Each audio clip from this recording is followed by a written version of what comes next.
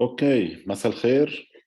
بونسوار جميعا، يعطيكم العافية واهلا وسهلا فيكم. شكرا كثير لحضوركم معنا الليلة. انا اسمي جوليان كورسون، المدير التنفيذي للجمعية اللبنانية لتعزيز الشفافية لفساد. نحن الفرع الوطني لمنظمة الشفافية الدولية Transparency International. كثير سعيدين انه حاضرين مع بعض الليلة لنحكي بموضوع كثير اساسي، وهو دور الاغتراب اللبناني أو الدياسبورا في محاربة الفساد في لبنان. قبل ما ندخل بصلب الموضوع، حابب أعرفكم شوي وبشكل مختصر ومقتضب عن الجمعية وعن مختلف يمكن المشاريع اللي عم تقوم فيها حاليا، ورح نرجع ننتقل لطرح الإشكالية اللي نحن نتناولها الليلة بموضوعنا. وأكيد برجع رح أعطي الكلام لدكتور كريم المفتي لنحكي عن البحث اللي أجريناه بهذا الإطار. بداية، الجمعية اللبنانية لتعزيز الشفافية بال99 تم تأسيسها. إذا بترجعوا معي 23 سنة لورا، لما نزلوا المؤسسين على وزارة الداخلية ليقدموا أوراق الجمعية يعني للاستحصال على العلم والخبر، لتقديم العلم والخبر المباشر وبالقلم اللي كان بوزارة الداخلية بوقتها، طلع، وهذه يعني قصة حقيقية، طلع بالمحامي اللي عم بيسجل الجمعية وسأله سؤال وكان جد فيه: ليش وين في فساد بلبنان؟ يمكن اليوم بناخدها بشكل يمكن أضحوكي، ولكن بوقتها فعلا كان سؤاله كتير جدي. غير انه موضوع الفساد او مكافحة الفساد عم نحكي بال99، اقل ما يقال عنه انه كان يمكن تابو وما كانت الناس تحكي عنه. يمكن إذا في شيء بعزينا مع الوضع اللي احنا فيه اليوم على كل مساوئه، إنه يمكن موضوع الفساد أو مكافحة الفساد صار على لسان أكثرية العالم. هذا يمكن أحد الجوانب طبعا بين الزوجين الإيجابية للأزمة اللي عم نقطع فيها اليوم. وطبعا يعني ما بكفي إنه يكون بس على ألسن يعني المواطنين والمواطنات. من الأجمل ومن الأفضل أنه نشوف كل هيدي الأفكار اللي عم تنطرح داخل القوانين، والأهم داخل تطبيق القوانين والمحاسبة ومكافحة الفساد، وكمان الوقاية من الفساد. لأن مثل ما بنعرف يمكن أكترية الأوقات كنا عم نحكي عن، أو الموضوع المطروح هو استعادة الأموال المنهوبة أو يعني الأموال المتأتية من الفساد، ولكن في جانب آخر أساسي كتير هو الوقاية من الفساد، يعني prevention of corruption. سو عم نحكي من اليوم لبكرة لبعد بكرة كيف فينا نتوقع من أنه يكون بعد في فساد داخل الإدارات الرسمية بلبنان. لكن يعني من وقت ما تأسست الجمعية لليوم كان عنا كثير من المشاريع اللي قمنا فيها. يمكن أهمهم من انطلاقا من سنة 2009 لما انضم لبنان للاتفاقية الأمم المتحدة لمكافحة الفساد اليونكاك، كانت العمل على، خلينا نقول، مروحة من التشريعات، ومن أهمها قانون الحق في الوصول إلى المعلومات Access to Information Law، يلي الجمعية كان عندها دور ريادي في الصياغة وفي الضغط على المجلس النيابي ليصوت على هذا القانون. مع أنه العمل ابتدى بال 2009، لل 2017 للبرلمان اللبناني صوت على هذا القانون، ورجعنا قدرنا نعدله كجمعية بال 2020. قدمنا يعني 9 اقتراحات تتعلق بتعديل بنود هذا القانون، وتم الأخذ ب6 اقتراحات، وهذا كان بهدف تحسين تطبيق هذا القانون. هذا القانون بشكل عام يعني يرسخ الشفافية في عمل الإدارات الرسمية. ما بدها يمكن كتير وقت لنشوف أنه ما بدي أقول حبر على ورق، لأنه في بعض الممارسات الجيدة، ولكن ممارسات خجولة وضئيلة جدا قدام التحديات اللي عم نواجهها اليوم. هاي من جهة. من جهة تانية كمان من سنة 2009 الجمعية تراقب الانتخابات، فنحن جزء من تحالف مع جمعية لادي والUPD ومهارات يعني الجمعيات الأخرى اللي عم تشتغل على موضوع الانتخابات. نحن من الجمعيات اللي تراقب الانتخابات، وخاصة يعني موضوع تمويل الحملات الانتخابية والإنفاق الانتخابي. هون عم نحكي عن الكامبين فاينانس. وبال 2009 بال 2018 وبال 2022 قمنا بهذا الدور. وللأسف بعدها يعني وبالرغم أنه كان في يمكن بعض التطور على الصعيد القانوني ما بين انتخابات 2009 و2018، ولكن حتى القانون بعد فيه شوائب، وعلى صعيد التطبيق حدث ولا حرج بموضوع الإنفاق الانتخابي والنفقات الانتخابية. أما بالنسبة للشفافية للأسف كمان الانتخابات النيابية بال 2022 بالرغم أنه يمكن في كثير من المعلومات ممكن نعرفها يعني بشكل عام، ولكن الإدارات الرسمية لم تلتزم بتطبيق قانون الحق في الوصول إلى المعلومات. ونحن عملنا نوع من تقييم assessment وطلعنا بمؤشر اندكس يعني ساعدنا في قياس مدى تطبيق الشفافية من قبل مثلا وزارة الداخلية أو هيئة الإشراف على الانتخابات، وزارة الإعلام، وزارة الخارجية، يعني الهيئات الرسمية والوزارات الأساسية اللي عندها دور بالانتخابات، ولكن النتيجة ما كانت جيدة أبدا. من بعد تفجير مرفأ بيروت ب4 آب، المجتمع الدولي مثل ما بتعرفوا يعني كان عنده بلش يصير عنده دور متقدم أكثر بلبنان، إن كان من جهة المساعدات بإعادة أعمار بيروت أو من جهة يمكن وضع سلة من الإصلاحات اللي على الدولة اللبنانية أنه تقوم فيها وربطها بأي تمويل ممكن يوصل له، وخاصة هلأ ربط أي تمويل إضافي باتفاق مع صندوق النقد الدولي. ليش عم بذكر هذا الموضوع؟ لأنه اليوم بلبنان في شيء اسمه 3RF Reconstruction Recovery and Reform، اللي فيه الأمم المتحدة، الاتحاد الأوروبي، والبنك الدولي من جهة، فيه الدولة اللبنانية من جهة تانية، المجتمع المدني من جهة تالية، والقطاع الخاص من جهة رابعة. وفي ضمن هذا الإطار لأنه هو فريمورك عم بتم النقاش بالعدد من الإصلاحات والضغط كمان في 14 مجموعة عمل تتعلق بمختلف القطاعات في لبنان، وفي كمان ذراع تنفيذي مالي لهذا الإطار. نحن كجمعية بما يسمى الاندبندنت اوفرسايد بورد، وبالتالي دورنا المراقبة مونيتورينج إن كان موضوع الإصلاحات أو إن كان موضوع التمويل اللي عم يجي. وأخيرا وليس آخرا، مثل ما بتعرفوا مؤخرا من سنة تقريبا سنة وكم شهر صوت البرلمان اللبناني على قانون الشراء العام. قانون الشراء العام البابليك بروكيورمنت، اللي هو إذا بتشوفوا القانون فعلا متقدم جدا مقارنة بالسلة التشريعية اللي كانت موجودة قبل. طبعا يمكن في ملاحظات بعد، ولكن بشكل عام يعني كنا بمطرح صرنا مطرح تاني. وكمان عمليا اليوم في صعوبة بالتطبيقات بالرغم من الجهود الجبارة اللي عم بتقوم فيها من جهة هيئة الشراء العام والمعهد المالي اللي هو مناط من قبل الدولة اللبنانية بتطبيق استراتيجية الشراء العام.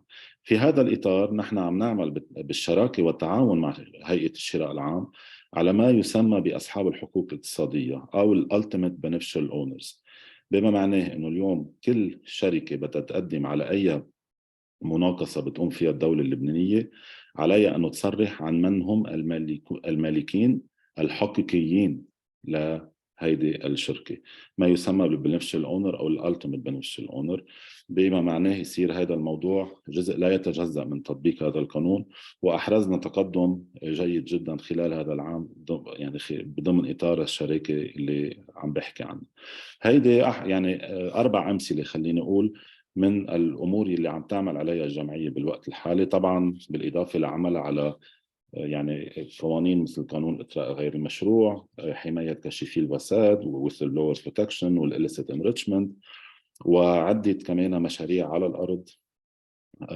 من بعد بالمبدأ الانتخابات البلدية في حال حصلت ب 2023 رح يكون عندنا شغل كتير كبير مع يعني المجتمع المدني بلبنان من أجل العمل على الصعيد اللامركزي على موضوع تعزيز النزاهة ومكافحة الفساد على صعيد يعني العمل البلدي. هذا بشكل هيك مختصر جدا يعني بعض الأمثلة عن الأمور عم نشتغل عليها. ومن هون انطلاقا من يمكن التقديم اللي عملته، موضوع دياسبورا لنا باستراتيجيتنا موضوع أساسي جدا، ورح فسر ليش وكمان بشكل مقتضب. إذا بدنا نحكي عن دياسبورا عم نحكي من آخر 20-30 سنة، وخاصة يمكن بعد انتهاء الحرب بال 1990 كان عندها دور كتير أساسي على الساحة اللبنانية. يعني إذا بدي لخص الدور يمكن يرتكز على مد مكان. الأول بالموضوع التحويلات المالية اللي كلنا بنعرف عنه، وكان ركن أساسي من الاقتصاد، وكان لبنان بيتكل عليه وما زال. والجزء الثاني إذا في هيك لخصه الدور السياسي، طبعا بمختلف مراحل كان عنده أدوار معينة، يعني كل مرحلة كان عندها دورة. وتنقول عن دايسبورا، وتذكر كلمة دايسبورا، عم نحكي عن كل يمكن الأطراف الموجودة بالاغتراب، واللي هي ريفلكشن، تعكس مرآة عن المجتمع اللبناني وعن الأطراف السياسية اللي موجودة في المجتمع اللبناني.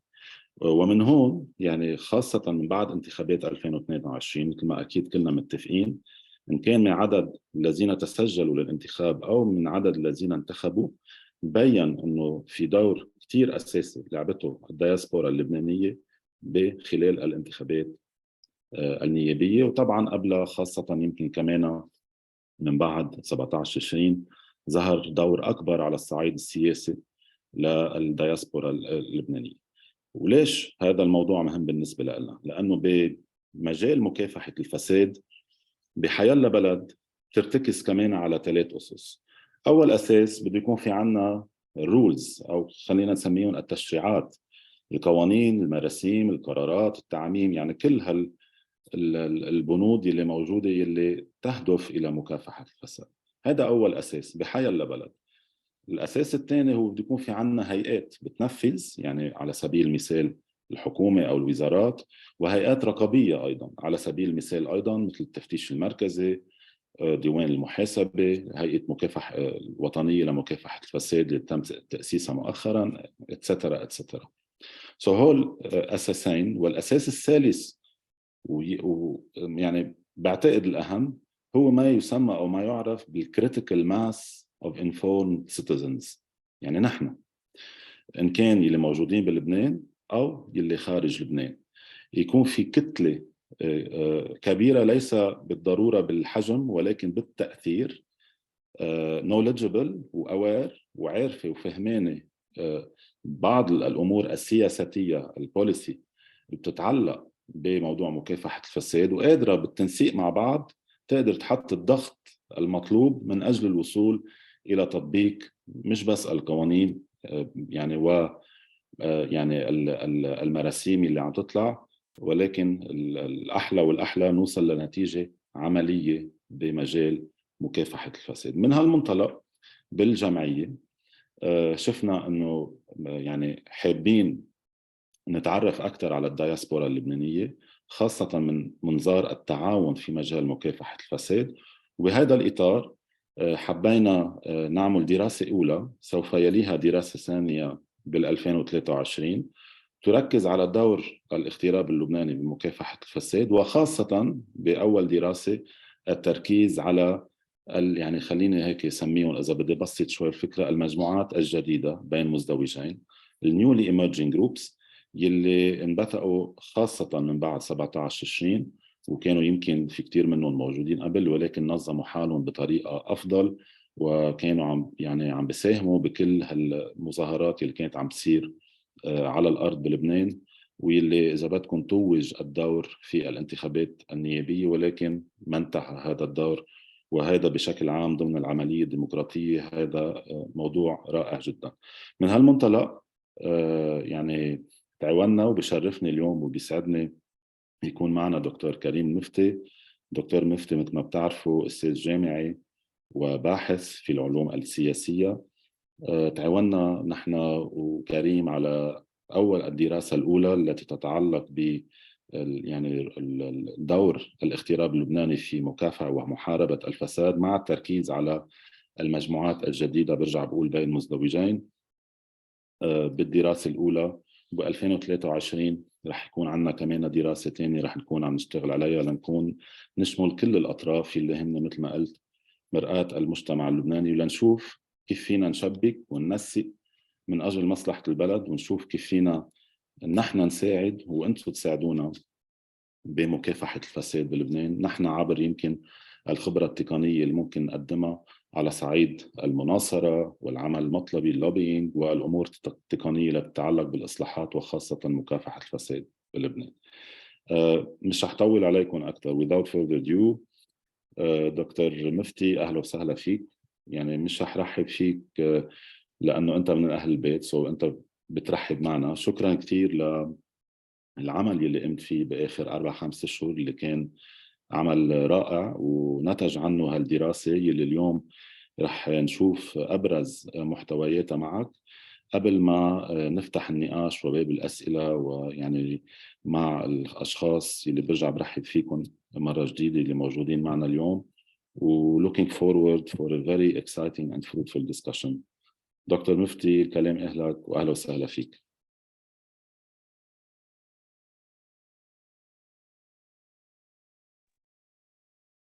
ميرسي جوليان، يعطيك العافية. ما إذا عم تسمعوني كان عم بيقطع شوي آخر شيء. عظيم، ثانك يو. مثل ما قال جوليان، هذه الدراسة يعني كان شرف كبير وكنا كثير مسرورين إنه نقوم فيها. اقترح علي بما إنه أنا اليوم صرت عضو من الدياسبورا، أنا كوني هلا مقيم بباريس. فشكرا لهالثقة، وهي دراسة مستقلة يعني كباحث مستقل. يعني تعرفوا انه مش انا مني جزء من LTA، سو هذه الدراسة was commissioned كباحث مستقل. هو انا نشوف شوي، ندرس شوي، نتعمق شوي برؤية الدياسبورا، وهلا حنفوت بالتفاصيل حول نظرتهم لما هو ما يسمى الفساد بلبنان. So I will switch to English. أنا الدراسة معملت بالإنجليزي، يمكن أسهل لبعض البارتيسيبنتس اللي هن ببلاد الاغتراب، ما هيك؟ So let's start. We have first a bit of context on the Lebanese tissue. Everybody knows how we have a failed state. This failed state has a lot of documentations, a big literature on it, from an academic or just from a service point of view, right? You go with any service or taxi in Lebanon and you'll have this projection of how failed the state and public administration and public institutions are. But in the other side, you have obviously this very strong, this very prominent, this very brilliant, successful, right? And this is something many among you in the diaspora groups are proud of these roots, proud of this. Now today it's become maybe less of a medal word, of a buzzword, resilience, you know, because it's really becoming much painful on the Lebanese side, and to watch and to endure also from the diaspora side. But there is really this sense of a strong society that despite this lack of public endurement, this public frameworking, public institutions really looking after society, it's rather the society looking after the state, right? It's really society in all its different diversity and its mosaic and the ramifications in what history created, which is this humongous network of diaspora all around the world, which was built wave after wave. There's, again, in the study, you'll find a small section and many references on that. Obviously, the reasons behind it, the wars, the crisis, everything Lebanon is knowledgeable for throughout history, unfortunately. But what's interesting with the strong society is that it really focuses, and this is what diaspora also wants to showcase, is the success, individual on one side, and also collective. So what are we talking about? Diasporas. If you look a bit at literature around diaspora, and we really took advantage of the study to really go a bit into what exactly do we mean by diaspora. Julien was mentioning, you know, these newly emerging groups. In the study, you'll find it that it's a bit wider, a bit larger, really defining it as any ethno-cultural communities that is spread outside the original environment or an ethno-cultural entity originally constituted prior to its dissemination. So really something that is a very strong bond, cultural, national, or even non-national, meaning you need to have the nationality of that particular country, but those roots, those origins you're proud of, the origins, the fact that you continue having social ties there, you continue having maybe business there, or maybe just, this nostalgia of its ancestors, or this attachment to the country and its culture, and here you are part of that diaspora. So diaspora is really something extremely hard to capture.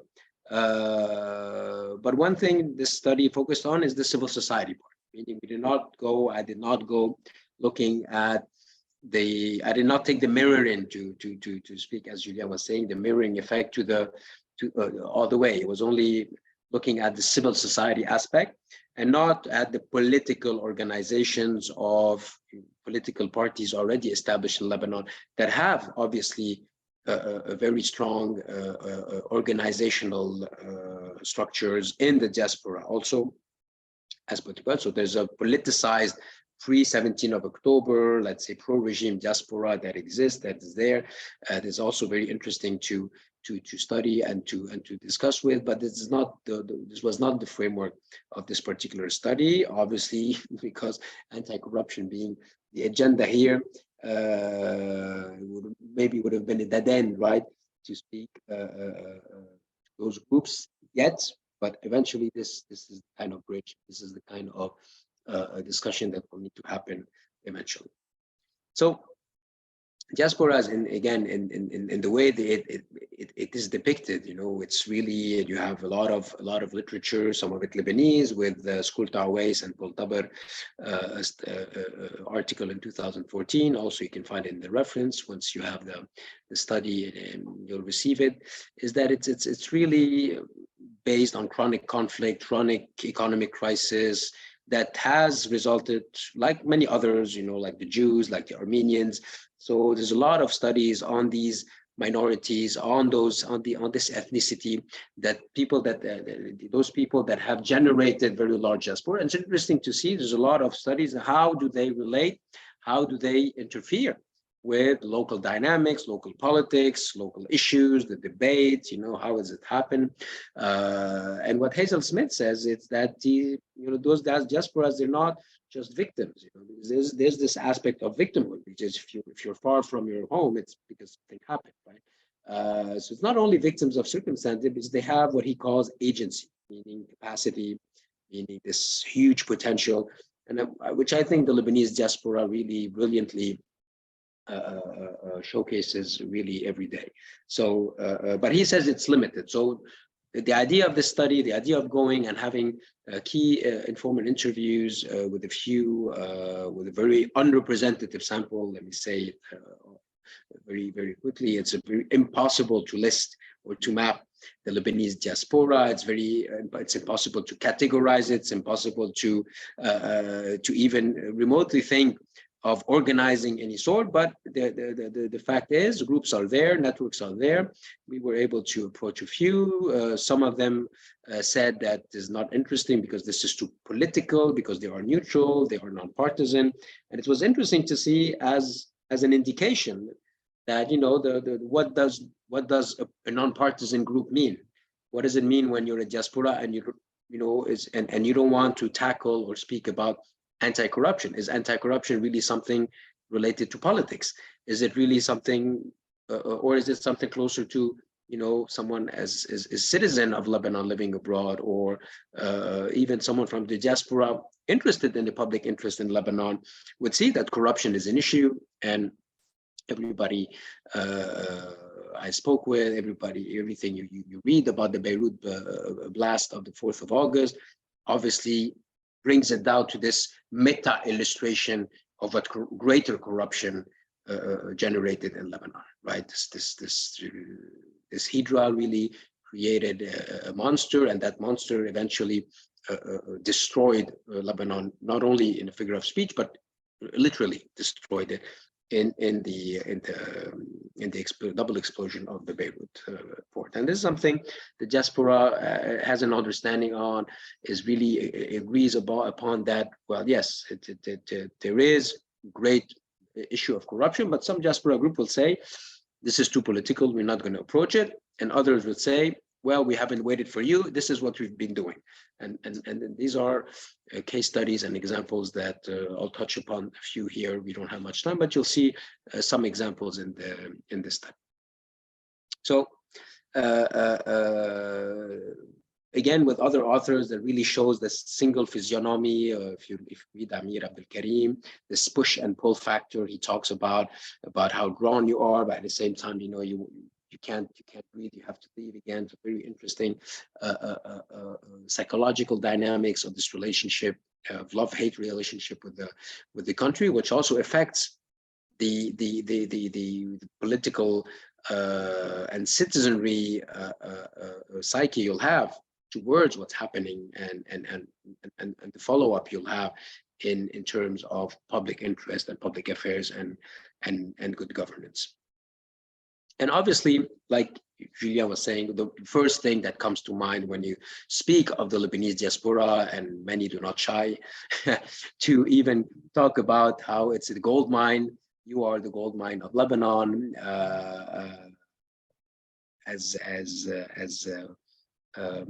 sorry.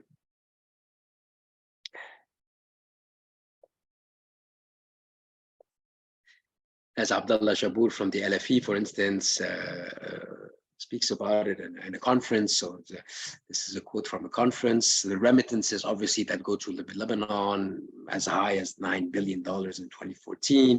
You can here have a sense on the graph here about how high these remittances are, and really, and how it is a lifeline to many households and many Lebanese, and really even today, even more than before. A lot of economic studies showing how these remittances were actually also, while contributing to this consumerism and the semi-rentier economy, a lot of economists have analyzed Lebanon to be, and all the way to the crash of 2019, the banking sector, financial sector, well, everything you know of today. So that particular gold mine has well, it's been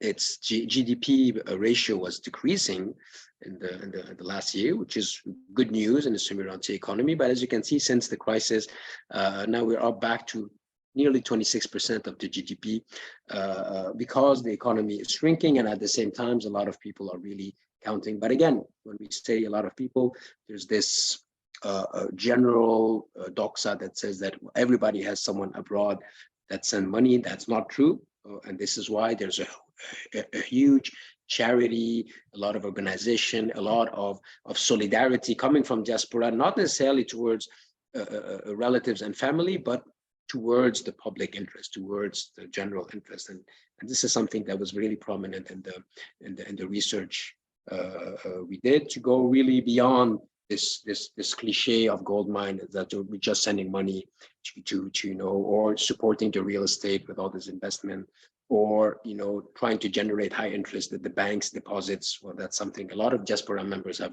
have been victim of, obviously, when the banks went, well, literally bankrupt, even if they don't want to declare it today. So we're looking at how do Lebanese diaspora, again, in a very generic sense here, what are the main pillars of support? You know, and I came to the conclusion of basically three big areas, if you like, of traditional forms that really that are previous to the recent crisis, even previous to the Beirut blast, previous to the 17th of October uprising, something that Lebanese diaspora have always been doing and proud of doing, and really disseminating and communicating on very strongly. One is caring, so that's the charity aspect I was talking about. The other is the promotion, and three is well, investing, again, in the Lebanon they want to see succeed. Right. So if you look at caring, for instance, well, again, obvious charity, a lot of scholarships, any diaspora groups that will work in education, you'll have all these cooperation, all these protocols, all these MOUs with universities, with schools, with boards, school boards, in order for the Lebanese and all Lebanese to be able to access education and higher education. When it comes to health, again, depending on the organization, depending on the network, there's going to be a lot of support. First, a lot of pride of medical tourism in Lebanon, which used to be, and I think still is, very prominent, but also this excellence in the medical sector needs also to, well, trickle down, like economists say, to everyone. So but this costs money, so you'd have fundraising, you'd have crowdsourcing, you'd have crowdfunding to make sure that specific cases, and you'd have networks and a lot of groups that would pinpoint to a specific case, to funding the children cancer funds, centers, or just operations people would need and can't afford. So again, here the diaspora is very caring when it comes to its relationship with the country, and again, it's very much connected to the way it wants to give back to that country it feels it's belonged to, right? The second pillar is the promotion. What do you promote? You promote local development. And here we can see here something more related to personal relationship, to a specific village, to a specific region, to a specific locality, where you'd want, that particular literal route to, again, to get some promotion in order to develop local businesses, local artisanship, and making sure that these small businesses, these very small businesses that manage to survive, and today more than ever. Culture promotion, obviously, across the board, across regions. Lebanon is known for very rich heritage, and diaspora is also very, very, very keen on defending it. Same for the environment, defending cedar as a tree, defending the beach, defending the sea, defending the environment, defending the beautiful fauna and flora that Lebanon enjoys. This is also something the diaspora feels for, and this is why a lot of them travel back rather regularly, to make sure that they continue to have this connection to this national heritage. So national heritage, again, is a form of how diaspora promotes the Lebanon it loves, and uses all forms and all instruments to do so. The third pillar is the investment, what I would call business angelism, which again here is to showcase business opportunities, to contribute to job creation, to, depending on the expertise of those diaspora networks, or sometimes just individuals, to support sectors, to bring in expertise, to bring in funds, right, and to connect this educational support with the creation, with the innovation. A lot of talk in past years about the Silicon Wadi, right, the kind of Silicon Valley, replicating the Silicon Valley of California. So really trying to push the business aspect of it, and this meant also connecting with official organizations and formal Lebanese institutions like the Ministry of Foreign Affairs and Immigrants, like IDAL, like the Privatization Higher Council, which are very much associated to the government and sectarianism, etc. But with the idea of we reform through economy, right? We change through economy. We give, we don't want to go into politics, but these kids, they need jobs. The Lebanese there, they need jobs. And we need to continue in this globalized vision, which is this message Lebanon is always showcased for, right? The Lebanon message is about this inside-outside relationship that is today in the 21st century receding, unfortunately, and shrinking in today's world. So Diaspora here has been doing a great push on that.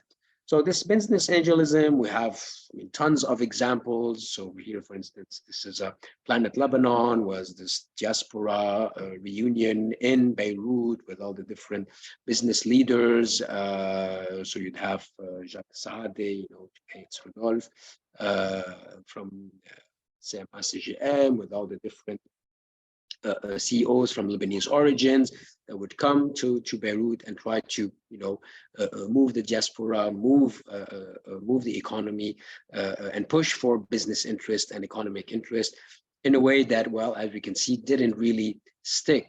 And Lebanon failed on really pushing that entrepreneurship spirit, and really crumbled under the Ponzi scheme that a part of the private sector, unfortunately, created the illusion of and sank into.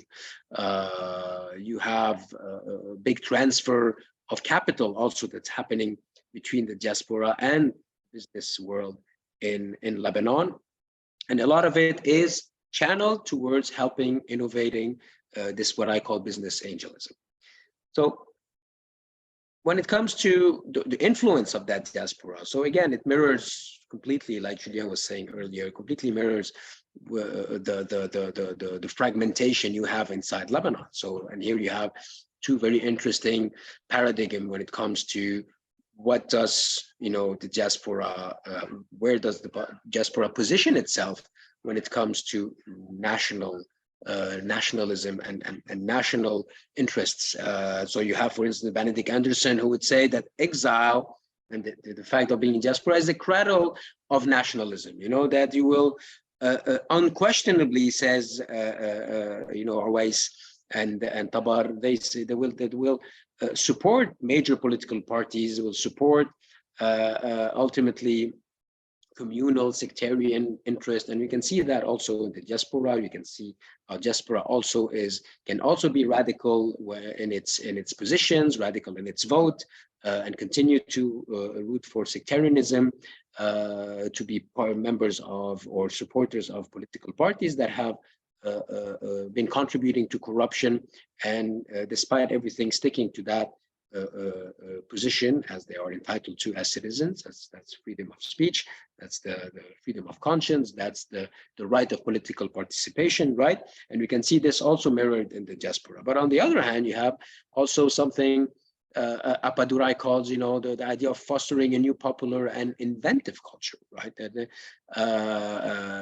And this is something what Julien was mentioning, this political commitment, this political drive that's not new, this could go back wave after wave about the diaspora relation in reform, in the non-traditional, non-partisan and more independent standing, but it was not very prominent. It was not something that was very mainstream like you would see today. It's not very, it's very open. Again, social media and the digital instruments we have might have aided that, but also the fact that Lebanon has created this magnificent recipient, which is the 17th of October spirit, right? In 2019, the diaspora just kept jumping on a plane to go there, to be Zaht al-Shuhada, to be at that,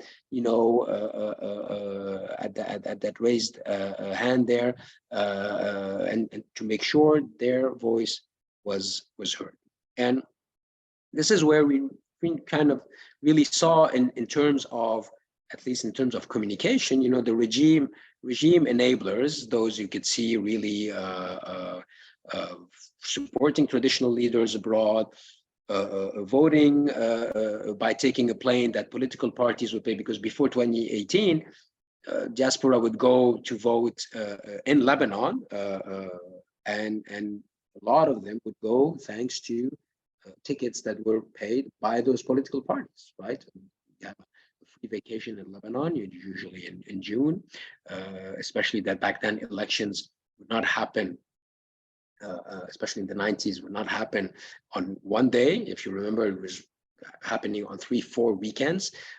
So it was really very easy for politicians back there to, organize planes, organize the electoral machina for them to gain that sectarian vote. There's also reproduction of sectarian fragmentation. There's sometimes higher radicalism, and it's very hard to really push for reform from within. And there was also this campaign that was launched by the Lebanese officials for the diaspora persons to be able to recover their Lebanese nationality. And this was done for electoral purposes, obviously, thinking that those who will have enough energy and who will have the strong will to acquire something they don't really need on a daily basis is acquiring in order to support that leader they love, in order to support that sect that is in danger, in order to support that community that they're very connected to. And we can see between 2018 and 2022 that this actually blew in their faces, right? So it was very interesting to see that a particular strategy directed towards the diaspora has completely escaped the regime and the regime enablers, especially when we look at the ways the makers of change have organized themselves. Again, thanks to a lot social media and how that particular uprising and revolution really catalyzed the great support from the diaspora in the inside around the idea that Lebanon needs to change, otherwise it's gonna keep sinking. And exactly what's happening since 2019 is that despite the Thawra, while things are imploding one chapter after the other. So the diaspora was really incredibly there after this horrific moment in this turning point of the Beirut blast. Well, again, a lot of groups created a lot of structures and channels to secure funding, to secure humanitarian aid. One of the largest joint effort was the Beirut Emergency Fund that gathered $8.4 million in a matter of days to the Beirut blast victims and able to support homeless persons, reconstruction, paying for operations, making sure people had food. So a huge humanitarian effort that takes us to the, let's say, more traditional aspect of how diaspora works, but here really from at least on the forefront of something really related foremost to corruption. The sport is the result of greater corruption, of negligence, of everything Lebanon has been dealing with, and this is the damaging, dramatic result. And here the diaspora is really extremely shocked, and really from the interviews and from literature, we can understand that this explosion, in addition to the uprising, but really the explosion is a real turning point in the relationship of diaspora with reform, and the relationship of diaspora to a different kind of engagement. It's existed before, but today there's more energy, more resources, and we could see that in 2022. New voting strategies, and here you can see in the graphs, how the difference between those who registered to vote, for instance, look at North America, look at Europe, look at South America, Africa, Australia. It's all, an increase everywhere, from twice to 3 times to 3.7 times the number of voters registered in the electoral list. Again, this took a lot of lobbying, a lot of diplomacy, and we'll talk about those instruments of influence by a lot of groups that here in the Lebanese diaspora. You have Impact also, who had the Saudi campaign. So all these campaigns by different groups to push people to vote, because this doesn't happen automatically. You really need campaigns. You really need systems in place to have the information out there. What kind of documents do you need? Oh, you need an ikhraj aid from that region. Oh, we can help you provide that for you. So really a machina, right? A real machine going on for really multiplying by 3 the number of voters. So 82,000 and two. Oops, sorry.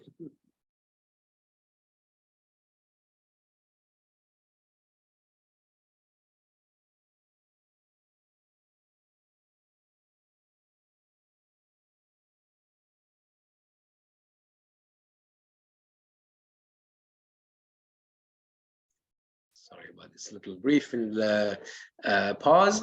So yeah, so the extremely promising figures here, from 82,000 to 244,000. And not only were there more registrations, thanks to the effort of the diaspora of mobilizing, of first making sure that these people can vote for Lebanon and influence the vote in Lebanon. Because if you remember the 2017 electoral vote, once that diaspora were for the first time ever associated to the vote, the idea was to grant them representation in 6 MPs, so 6 extra MPs to the 128. And because, well, Lebanon didn't have any money, and officials weren't really keen on implementing it, this was a real chance for the diaspora groups to say, okay, but this doesn't mean that you will cancel the vote. Let them vote in their place of origin, in their qaid of origin. And this is exactly what happened. And look at how the difference between how the voters' habits in the 2018 elections in Lebanon, and how it receded in Lebanon between 2018 and 2022, but how it increased from 56% to nearly 60% in the diaspora. And when you have 3 times more voters, that's more than 3 times more impact. And this is how a lot of newcomers made it to the parliament and represented, well, this new independent line, again, to be determined. This is something to be analyzed separately at a later stage, but at least this diaspora has really pushed for electoral change once by making sure they can vote. There's a lot of lobbying among which the Lebanese diaspora to make sure that well, the embassies and the consulates everywhere in different parts of the world would organize those elections and make sure that the voting would be taken, would not be discarded, which is a question to be raised for 2026, right? Because now that the regime sees the trend and how the diaspora is actually not an enabler, but calling for change, there's a real concern and a real, obviously, challenge for those diaspora and their allies in Lebanon to make sure that the diaspora vote continues to be taken in consideration. So that's going to be an agenda in itself. Now, if you look at anti-corruption, for instance, right? So electoral mobilization, we saw how this really featured interesting results, interesting lobbying, interesting political impact when it comes to the parliament.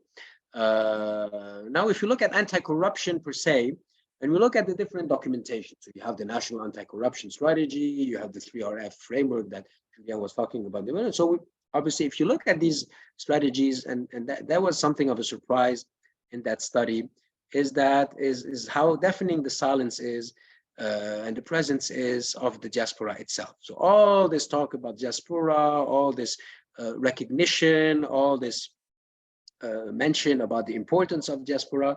And when we look about when things get real, what about anti-corruption mechanism? What about anti-corruption strategies? Well, you're not in there.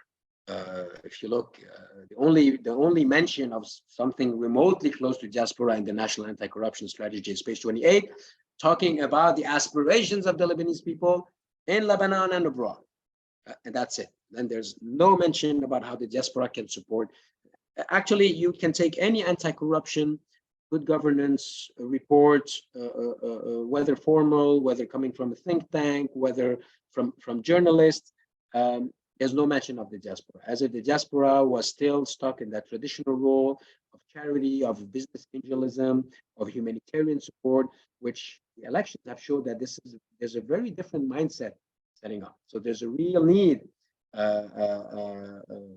in creating and innovating and finding ways of bridging that potential, bridging that energy, and putting it into Well, the source of all problem, which is corruption, greater corruption, which has destroyed the country and continues to do so and prevents it from reforming itself. It's corruption in banks that's forbidding for those zombie banks to declare themselves bankrupt and to restructure themselves so that they can support the deposits and support as they do as a business, support the losses. They're pushing the losses on you, on the Lebanese, on people who cannot afford this. So anti-corruption and diaspora, there's really zero mention. We go to the 3RF, which is a very recent document, right? Again, the recent diaspora has been active in responding, has been active. So yes, in the recovery, very good. But what about reform? What about reconstruction in terms of institutions, right? So a good acknowledgement of the diaspora here named, but there's nothing in the way of further associating the diaspora to reform, right? So this is something the diaspora is taking upon themselves. They're not waiting for the EU, for the World Bank, for the Lebanese government, for the Ministry of Foreign Affairs and the immigrants, for anyone to start. And this is what I said, meaning when we approached a lot of groups are saying, well, yeah, Azim, you're here, but we didn't wait for you. We didn't wait for LTA. We're already doing this and that. And a lot of it is really at the heart. Sometimes they don't even name it anti-corruption, but they're at the heart of anti-corruption. And you can see that in the framework of Lebanon, if you just look at, and Julien was mentioning it earlier, since Lebanon ratified the UNCAC in 2008, it's been developing year after year, well, mostly recently, a large legal framework. So there's a lot of opportunity, there's a lot of space today where Lebanese in Lebanon and Lebanese abroad in the diaspora can really use and clang on to push for reform, to push for the implementation, because everything here is great. The new enlistment enrichment law that was amended, the 99 one was a catastrophe, don't bother to read it even. All this here is really amazing principles, amazing protocols in place, but zero implementation, zero implementation. It's only now in January, beginning of this year, that 6 members of the National Anti-Corruption Commission, the NACC, they were appointed. It was created in 2018, and it took 4 years to appoint the 6 members. So it's starting to launch to work. It's starting to work. It's starting to go into, hang on a second.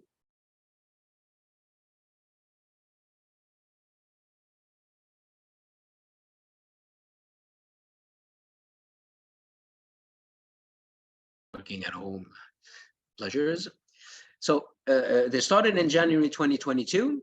And you can see here, if you take each law, how the NACC has got enormous prerogatives in every one of those laws. So the NACC would be your natural partner to work with. The LTA is a natural partner. All the civil society organization and these kind of national anti-corruption commissions, they are oversight entities that are inside the state, that have prerogatives of state machinery, but are independent, right? So they're really very close to civil society, and the way they're supported, the way they move, it can really change a lot. They really have a great potential of at least preventing and not really holding accountable yet under today's regime, but at least preventing and pushing for a small change, a small recorrection of how Lebanon deals with its corruption. So diaspora and anti-corruption, again, way before the NACC, way before this study. This is just a very, very small fraction of the what you have out there, right? So for instance, the Mouvement des Citoyens Libanais, they had a petition in Le Monde, asking for the French president to seize the assets that are of illicit source of Lebanese citizens in France. well, and you can see how hard it is to raise these questions and to lobby. And not very far ago, well, we had Gibran Bassil, who's sanctioned in the United States, but who's received by French officials just a few days ago in France, right?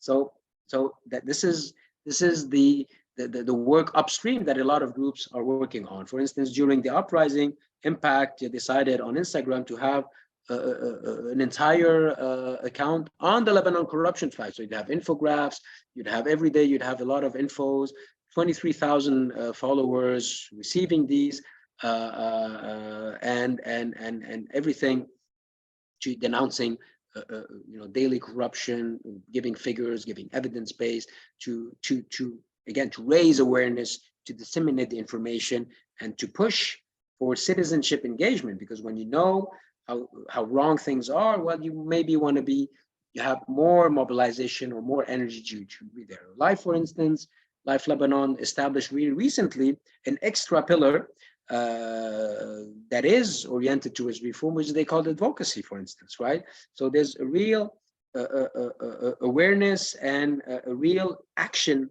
that we can see unfolding if you look at how groups are evolving themselves, whether they participated to the study or not. And you'll have the list in the study, and I haven't looked at the updated list, but if those who if you are here among the ones who answered my question, thank you again for the 5 groups. There were 5 groups that were that agreed to answer to our key informant questionnaire, and who really could give us a sense about where how they mobilize, and this is where this dynamics is interesting to discuss again with you when I finish. This is the final slide, is to understand where those diaspora groups can really, through action, pushing their values and principles, and really concentrate on preserving the Lebanese national interest. And so everything here you see are from those main key actors who mentioned role modeling, or being themselves, trying to showcase for transparency, especially when they work on fundraising. What did you do with this money?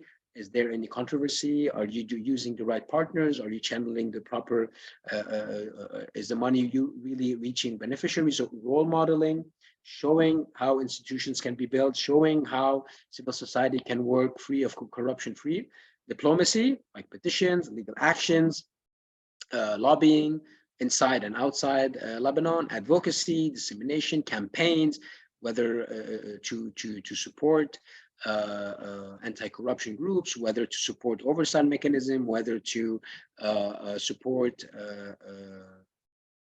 any campaign that denounces corruption, research, investigative journalism, in order to get the information, right? To get the information. I saw recently the Netflix documentary on Carlos Ghosn, right? Who's a fugitive of justice, accused of corruption and illicit enrichment in Japan, and he fled in that famous music box, right, to Lebanon. So look at the irony, going to Lebanon, living there in the middle of this crisis because he's fleeing justice. And that documentary again really shows how power and money really tries to just wash your name, and we talk about greenwashing today. We can talk about corruption washing, that how framed he is, how victim he is of Japan, like and where did he seek shelter? In one of the most corrupt countries in the world, where unfortunately national interests are very, very far behind the actual agendas of political and sometimes, and a lot of business actors. We can see this with the banks today, or before that, different industries like polluting industries and real estate industries don't really necessarily go with the national interest, or at least there is no debate, because civil society is thrown away from that space. So advocacy is a key element here. Electoral mobilization, we've discussed this. That's something that obviously will, again, continue to grow, but I think there's a real success there, at least from that point of view, by the Lebanese diaspora. And to quote one of the key informants, is a real power struggle happening in there. And it's up to the diaspora to decide whether you want to throw yourself in that power struggle, because corruption is about power. When you can maintain corruption, it shows you have power, right? There's a very funny joke about one of the top Lebanese politicians who says, you know, I'm not sectarian, I'm not corrupt, I don't, you know, if I don't like clientelism, but if I don't bring someone in on a job that he's and he's unfit for, how will he know that I'm the one who appointed him, right? So that's the spirit of power. You know, you have the power of maintaining that corruption.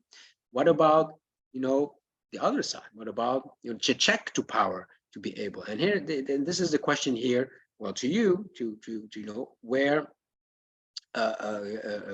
in your opinion, can the diaspora weigh more?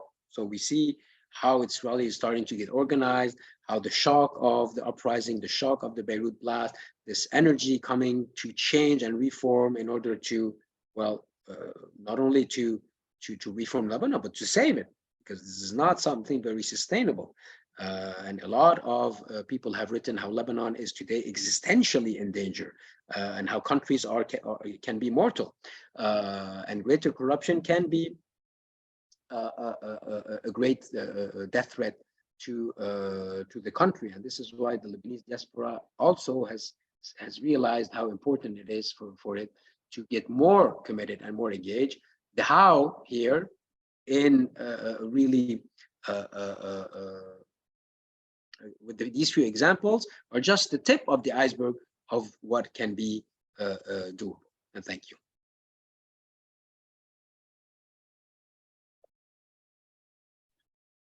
Thank you so much, Dr. Mufti, Karim, for this very insightful presentation based on the paper that you've prepared. And as you mentioned earlier, that you were commissioned to for that task through the Lebanese Transparency Association, and thank you for the great work.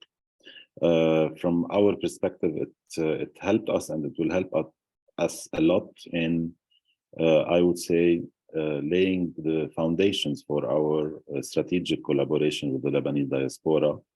And I really like the different nuances that you portrayed regarding the different categories and roles of the diaspora played, and that the potential it has specifically from an anti-corruption lens, I would say, anti-corruption perspective, and for us to see how can we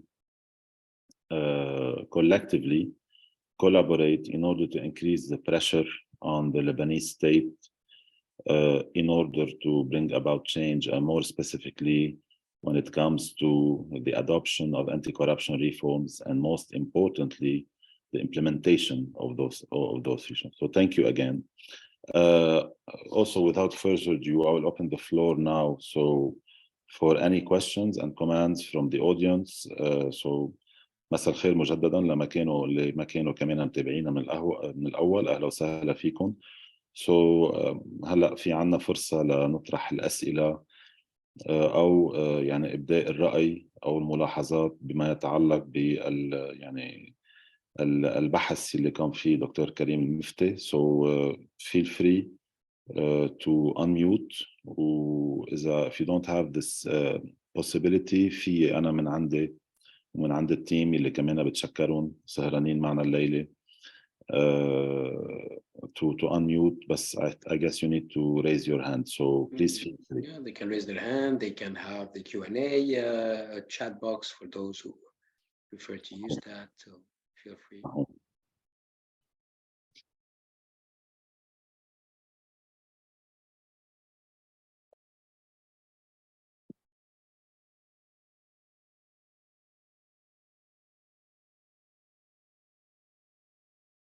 Okay, maybe while waiting for some potential interventions, maybe I can pick up Dr. Mufti on what you presented and ask you a question, especially through not only the desk-based research that you've conducted, but also through the key informant interviews that you've undertaken with prominent diaspora figures. Were you able to see any practical example or any practical potential type of intervention that can contribute to our mission in the fight against corruption? Or is it the role still limited to, I wouldn't say limited because it's a very important and big role, to the overall political type of intervention, supporting mainly the asks and the works of the newly elected MPs, mainly the Taghyiriyin? Any comments in that perspective, Doctor? Absolutely. Yeah, I think you can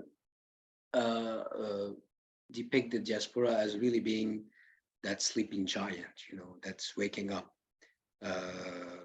meaning how massive the work is already, but still a sleeping giant when it comes to undertaking reform. And everybody failed at reform, whether civil society in Lebanon, whether the influence of diaspora abroad, because it's not prominently the responsibility of society, right? We talked about the failed state and the strong society, but it's not society that fabricates and engineers institutions. You need to be in power for that. That's how the system works. And now with this giant this giant potential waking up, I think we're going to be very surprised about how intensely mobilized the diaspora is going to continue to be, and with maybe new groups appearing or former groups, whether new or old. Some groups have have been here 30 years, others even more.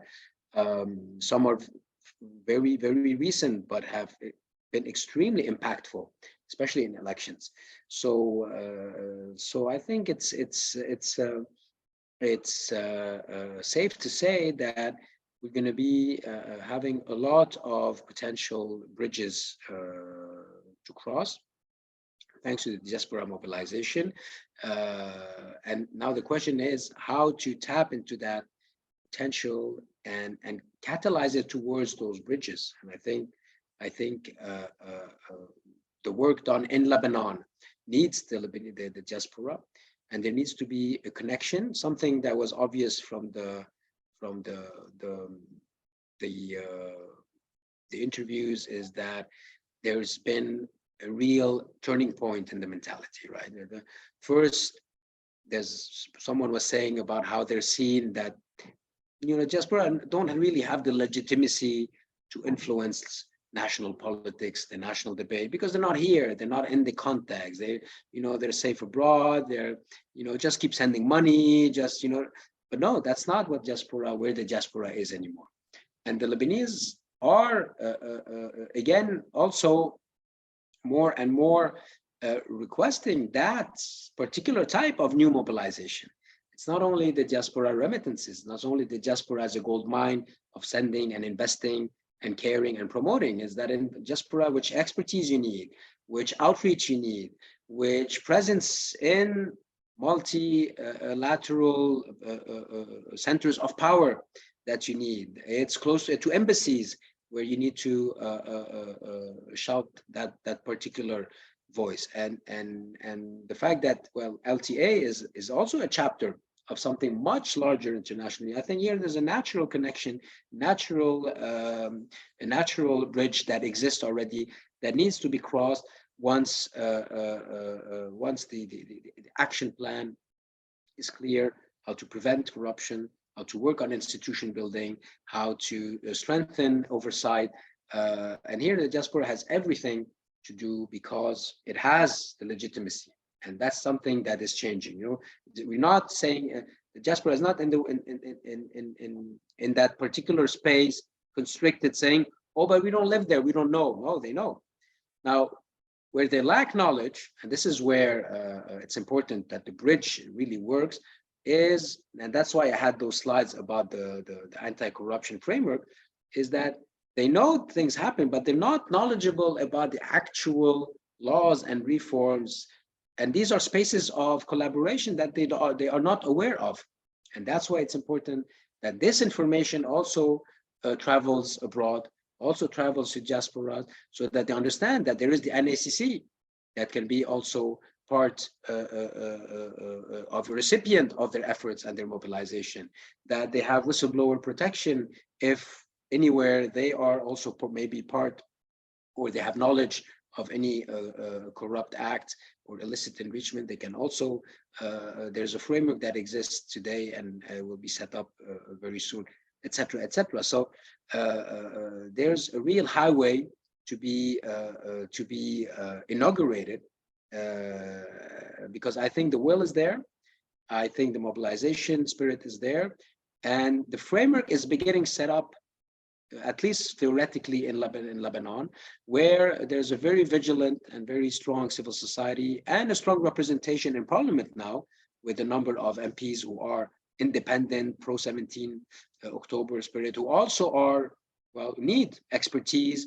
They need to be also supported. They also need to have the data, to have the evidence, to have information in order for them inside parliament and inside power centers to be able to make a difference. Thank you, Karim. There are two questions. I will start with the second one because it's in a way related to what you're discussing now, and eventually, I will have also some part of the answer. So a question by René Malik. So if you can give recommendations as to what diaspora networks can or should do, what actions it should take that it is not taking now. You need to unmute, Karim. Yes, thank you, René. I was answering the question even before seeing the Q&A box, so thank you for that question. That's exactly what I was saying, is that to identify those new highways and those new potential partners in Lebanon that are starting to exist, like the National Anti-Corruption Commission, that a lot of diaspora people I talk to don't know exist, right? That has tremendous powers, tremendous prerogatives in terms of anti-corruption. You have a very strong legal framework that's being set up, but it needs implementation.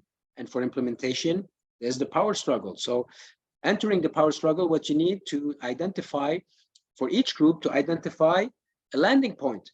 So, and here it's going to basically depend on how much, how much deep in the neck you want to be, so it can be inside parliament with those new MPs, it can be in civil society with LTA, it can be with the NACC, it can be with all three, it can be just working in your country of residence, pushing for the reforms called upon by a lot of the civil society groups, for instance. If you look at the important fiscal reform against corruption, you have the ALDIC, for instance, NGO, all the network of associations that a lot of diaspora know about, but they can relay that reform in the countries where they have a double citizenship. For instance, there's a group who's calling, in the names of being taxpayers, calling on their government not to fund the Lebanese state, right? To put even more conditions harsher than SEDR in funding the Lebanese state, because it's taxpayers' money going into corruption. And they, as binationals, they have at heart public interest of their country of residence and their country, either the second country if they are nationals, or just immigrants, or descendants of immigrants and not expats. So there's a lot to do, but it's going to really be depending on what the diaspora network or group, how far they're willing to go. And even if they prefer not to take a political, meaning working with political actors, right? Because if you want to work with parliament, that's a political positioning. And this is what civil society is. Media also is important, social media and campaigns, advocacy, diplomacy, all of this are ways, but what's needed is this collaboration so that information is shared, so that everybody is at the same level, everybody is at the same on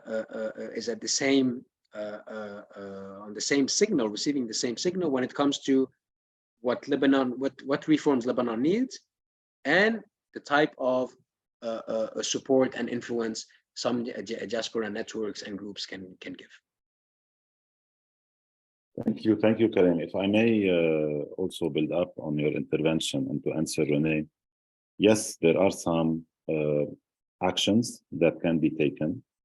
And this is, today's panel is the first in a series of panels that we'll be conducting, and panels that are action-oriented. And in addition to the very insightful discussions that we'll be having, there will be a part of the discussion that will be focused on concretely what we can do. And the first of those sessions will take place next Monday at 6 also.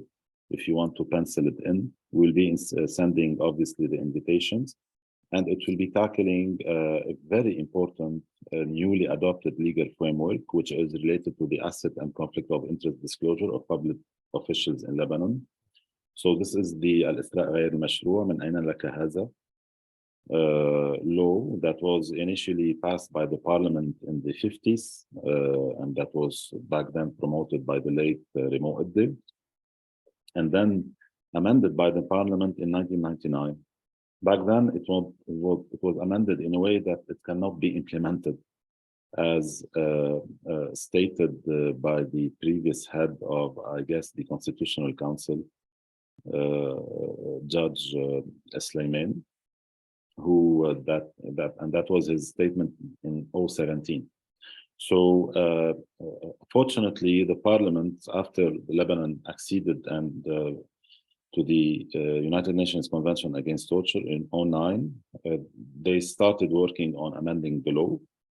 It took them 11 years till 2020, and I believe that it was due to local pressure and international also pressure, coupled with the local, this beautiful synergy that can take place between the local and international realms.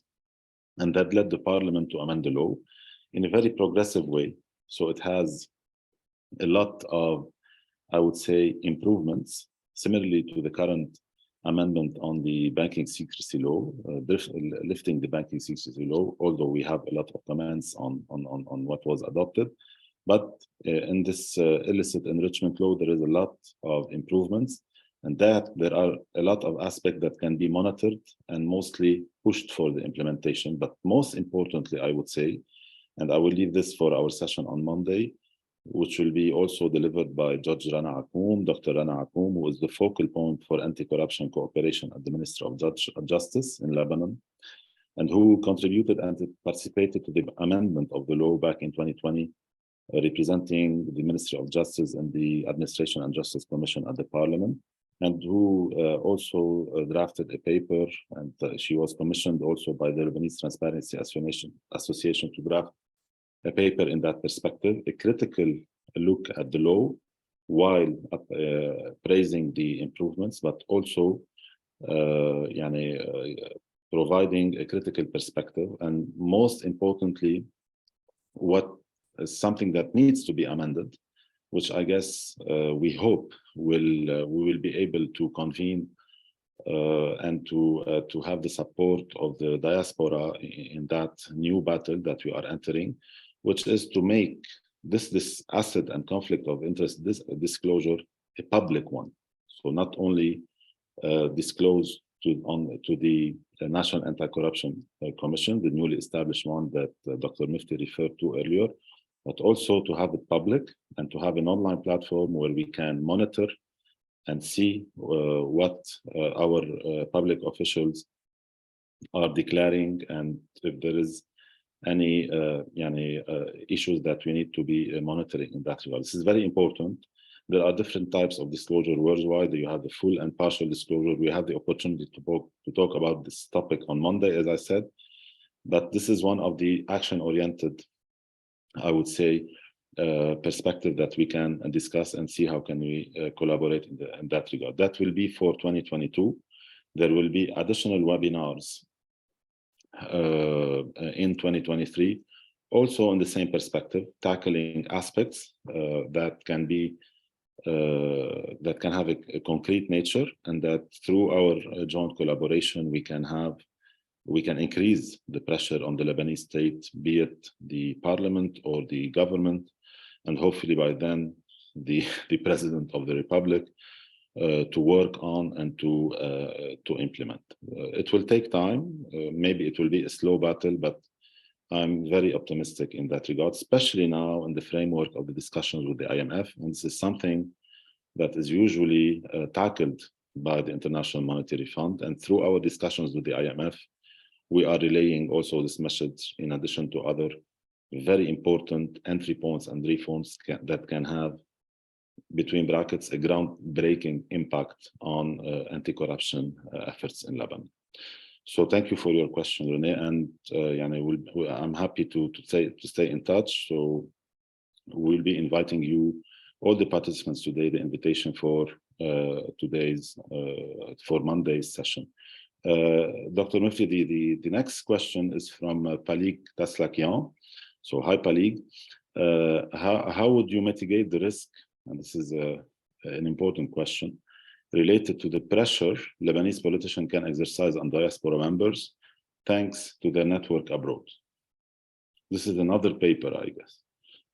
This absolutely, and this is what literature touches upon, the fact that diaspora is often organized around your original sectarianism, your original community, your original family ties to politics. And this is how diaspora, at least those who were going to vote,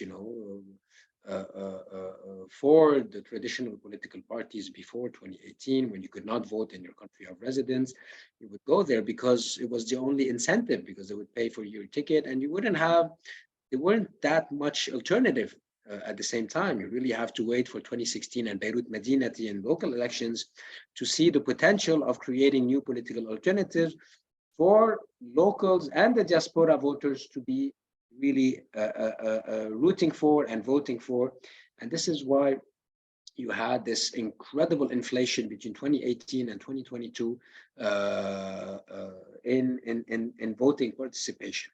So how do you mitigate that risk? Well, by taking even more space, because pro-regime diaspora is not going to disappear. And that's part of democracies. It's part of the diversity of opinions. You will always have partisans of Fulan and Haltain around the world. You will always have those business networks belonging to those political parties, whether formal or informal. Many of those maybe will be corrupt also. And this will not disappear, but you want to make your voice, this independent, this pro-civil, this anti-sectarian, this anti-corruption voice, more louder and louder. And for this, this is where networking and giving a space and giving it a solid presence, right? Not only in voting, but in a regular campaigning and regular just talking about it, denouncing, and creating those partnerships and support that will make it easier for those in Lebanon to be in the forefront in that very hard, harsh, long battle for good governance in Lebanon.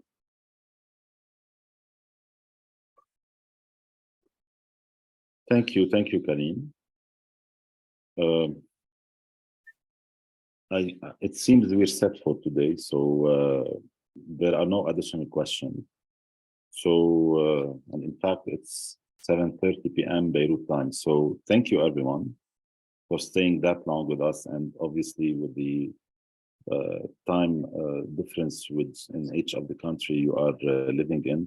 Merci Karim, live from Paris, for again the brilliant work that you've done and the insightful presentation. Again, it helped us a lot, and it will help us laying the foundation for our strategy to collaborate with the diaspora to mainstream all this beautiful energy into an action-oriented intervention for the sake of our beloved country. So thank you so much again.